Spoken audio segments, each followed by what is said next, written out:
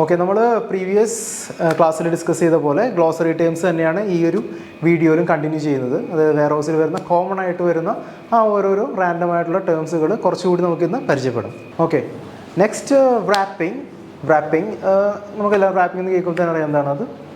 Rap ചെയ്യുക. Of course നമുക്ക് വരുന്ന ഓരോരോ പ്രൊഡക്റ്റുകൾ അതിൻ്റെ ആ ഒരു സേഫ്റ്റി കൺസിഡർ ചെയ്തിട്ട് എന്ത് ചെയ്യുന്നത്, റാപ്പ് ചെയ്ത് മാറ്റുന്നു, അല്ലെങ്കിൽ റാപ്പ് ചെയ്ത് സ്റ്റോർ ചെയ്യാൻ വേണ്ടിയിട്ടാണെങ്കിൽ, അല്ലെങ്കിൽ അത് ഈവൻ അത് ഒരു കണ്ടെയ്നറിലേക്ക് സ്റ്റഫ് ചെയ്യാൻ വേണ്ടിയിട്ടാണെങ്കിൽ മേ ബി ചില പ്രൊഡക്റ്റ് റാപ്പിംഗ് റിക്വയർ ചെയ്യുന്നുണ്ടാവും. നമുക്കറിയാം ബബിൾ റാപ്പിംഗ് എന്തിനു വേണ്ടിയിട്ടാണ്, ആ ഒരു പ്രൊഡക്റ്റ് മേ ബി ഫ്രാങ്കിൾ ആവുന്ന ഒരു പ്രൊഡക്റ്റിന് ആയിരിക്കാം നമ്മൾ എന്ത് ചെയ്യുന്നത്, ബബിൾ റാപ്പ് ചെയ്യുന്നത്.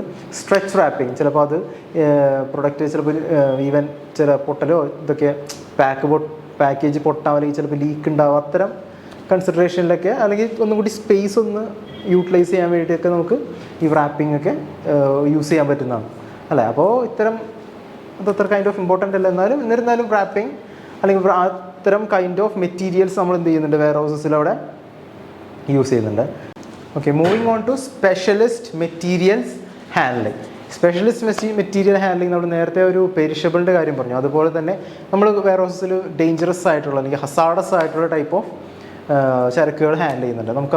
നിങ്ങൾ ലോജിസ്റ്റിക്സിൽ പഠിച്ചിട്ടുണ്ടാവും 1 to 9 classes of dangerous goods നമുക്ക് വരുന്നുണ്ടല്ലേ. അപ്പോൾ ഇത്തരം ടൈപ്പ് ഓഫ് പ്രൊഡക്റ്റുകൾ ഹാൻഡിൽ ചെയ്യുന്ന വെയർ ഹൗസസിൽ അതിൻ്റേതായിട്ടുള്ള രീതിയിലുള്ള സേഫ്റ്റി മെഷേഴ്സ് ഉണ്ടാവും. അല്ലെങ്കിൽ അതിന് തന്നെ DG ഗുഡ്സ് സ്റ്റോറേജ് എന്ന് പറഞ്ഞിട്ട് വേറൊരു സ്റ്റോറേജ് സ്പേസ് ഉണ്ടാവും.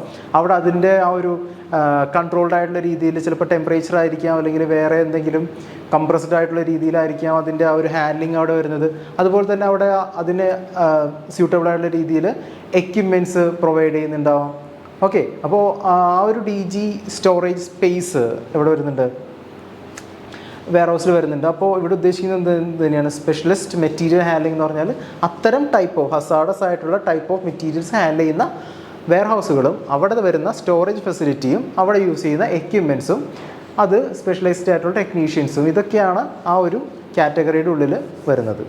ഓക്കെ, ദെൻ പല്ലറ്റൈസിങ് സിമ്പിളായിട്ടുള്ളൊരു ടേമാണ്. പല്ലറ്റ് അറിയാലോ എന്താണ്, ആ ഒരു വുഡൻ ബേസ് ആണ് എന്തായിട്ട് വരുന്നത്, പല്ലറ്റായിട്ട് വരുന്നത്.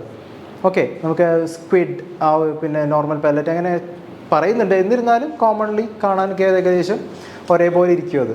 ഓക്കെ, അപ്പോൾ പല്ലറ്റ് യൂസ് ചെയ്യുന്നത് എന്തിനാണ്, ആ ഒരു ബേസ് ആണല്ലേ. നമുക്ക് വുഡ്, പ്ലാസ്റ്റിക്, സ്റ്റീല് ഇങ്ങനത്തെയൊക്കെ പല്ലറ്റ്സ് അവൈലബിൾ ആണ്. നമുക്ക് പ്രൊഡക്റ്റിൻ്റെ സ്റ്റോറേജ്, അതുപോലെ തന്നെ നമുക്ക് പല്ലറ്റ് ജാക്ക് ഉപയോഗിച്ചിട്ടും ഫോർക്ക് ലിഫ്റ്റ് ഉപയോഗിച്ചിട്ടും ഹാൻഡിൽ ചെയ്യാൻ, അല്ലെങ്കിൽ എടുത്തിട്ട് വേറെ പൊസിഷനിലേക്കൊക്കെ മാറ്റാനുള്ള ഒരു എളുപ്പത്തിനൊക്കെ വേണ്ടിയിട്ടാണ് നമ്മൾ എന്ത് ചെയ്യുന്നത്, പല്ലറ്റ്സ് യൂസ് ചെയ്യുന്നതല്ലേ.